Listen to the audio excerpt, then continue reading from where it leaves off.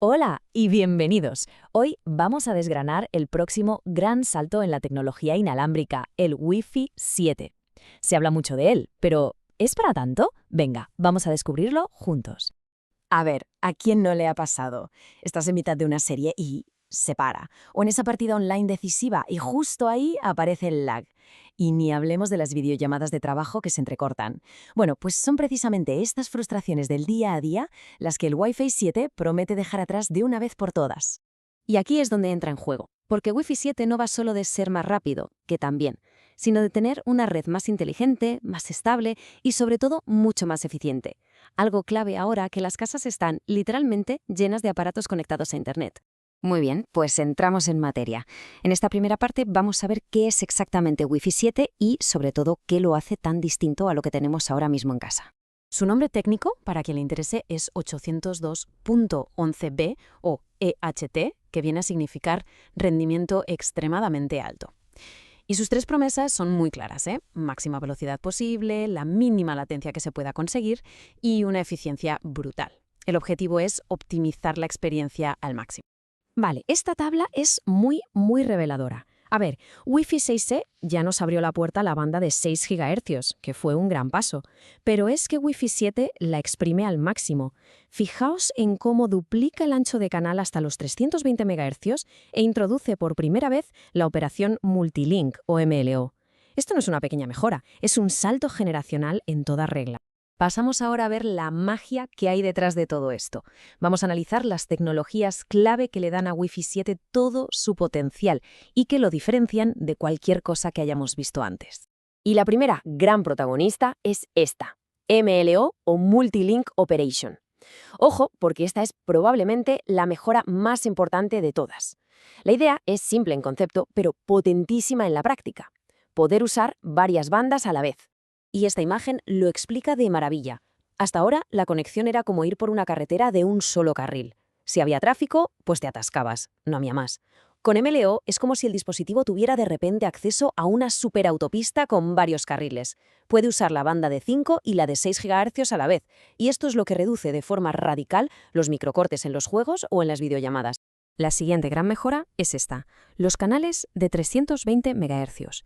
Es ni más ni menos que el doble de lo que teníamos con Wi-Fi 6 y 6E. Para que nos entendamos, es como si la carretera por la que van los datos se hiciera de repente el doble de ancha. La analogía de la carretera sigue funcionando perfectamente aquí. Si 160 MHz ya era un carril bastante ancho, 320 es un auténtico supercarril. ¿Y esto en qué se traduce? Pues en picos de velocidad teóricos mucho más altos, ideal para descargar archivos gigantescos o ver contenido en 8K sin que la imagen se congele ni un segundo. Y por último, tenemos el 4K QAM. A ver, sin entrar en tecnicismos, imaginemos que cada paquete de datos es un camión. Pues con esta tecnología es como si en cada camión pudiéramos meter muchísima más carga. Así, cada viaje de datos es mucho más eficiente. En la práctica, esto supone un aumento de velocidad de más o menos un 20% respecto a Wi-Fi 6.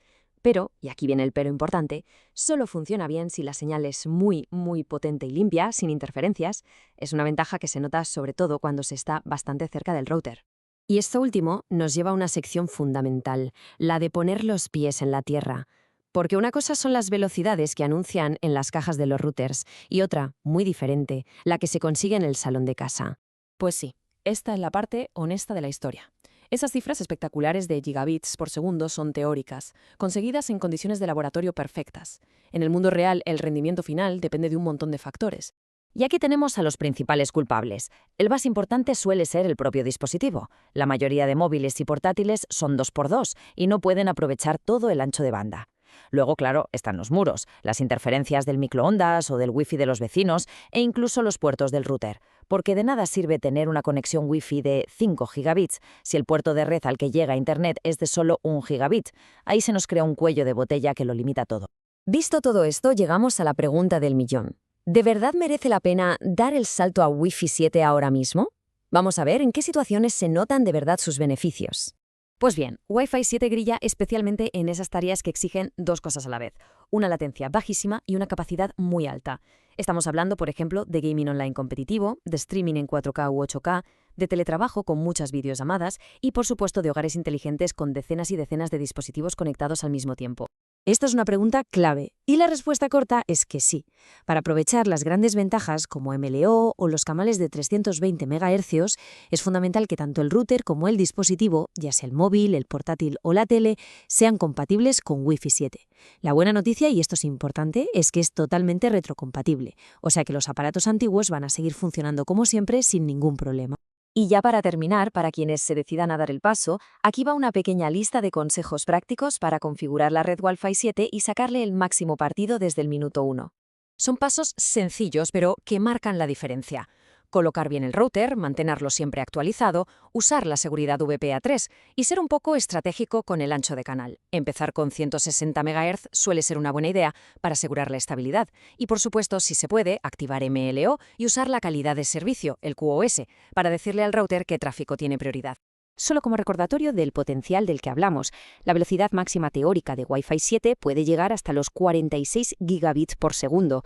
Es una cifra, es una auténtica barbaridad que nos da una idea de hasta dónde puede llegar esta tecnología. Pero al final del día lo más importante es esto. La verdadera revolución de Wi-Fi 7 no es solo esa velocidad punta. Es su capacidad para ofrecer una experiencia estable y con una latencia mínima para todo el mundo en casa, incluso cuando la red está completamente saturada. Y con esto llegamos al final. Wi-Fi 7 es, sin duda, el futuro de las conexiones. Más robustas, más rápidas y más inteligentes. La pregunta ahora es, ¿están nuestras redes domésticas preparadas para este salto? Muchas gracias por habernos acompañado.